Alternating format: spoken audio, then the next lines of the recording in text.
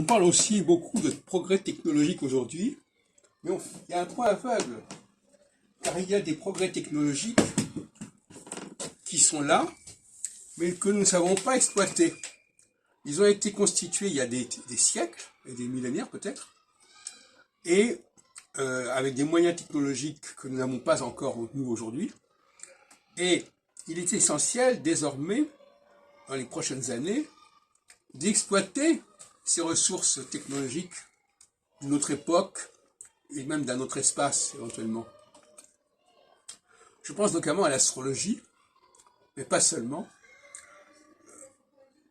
Bon, il y a ceux qui pensent que l'astrologie est impossible, que ça n'a pas de sens, etc. Moi, je dis qu'elle est possible à condition qu'il y ait eu une technologie qui la sous-tendait, une capacité à reformater les planètes, à reformater la relation entre les planètes et les hommes, ce qui est une biotechnologie. La question est de savoir si cette biotechnologie a existé ou n'a pas existé. Mais si elle a existé, il faut s'en emparer. Parce qu'elle nous permettrait à l'humanité de gagner énormément de temps. Puisque cette biotechnologie, elle est hors de portée de notre science actuelle, notre technoscience actuelle.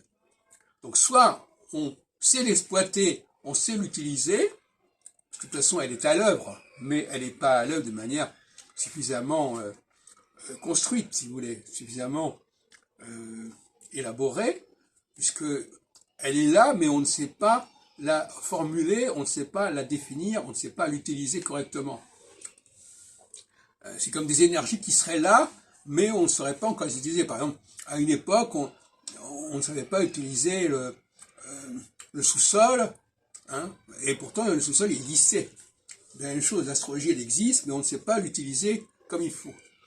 Et donc là, il y a un manque à gagner considérable, parce que c'est une théologie extrêmement avancée, qui exige de pouvoir redistribuer les planètes dans le système solaire, qui exige de pouvoir programmer au niveau génétique l'humanité d'une certaine manière, et tout ça, soit on sait l'utiliser, soit on ne sait pas l'utiliser. Et je pense que ce qui va se passer, qu'il y aura dans le monde, il y aura une partie du monde qui saura l'utiliser, qui voudra l'utiliser, et une partie du monde qui ne voudra pas l'utiliser. Et ça créera un nouveau rideau de fer, comme il y en a eu jusqu'en 89, entre les pays de l'Est et les... Voilà. On va vers un nouveau clivage autour de la capacité ou non d'utiliser correctement l'astrologie, et évidemment pas l'astrologie qui traîne actuellement.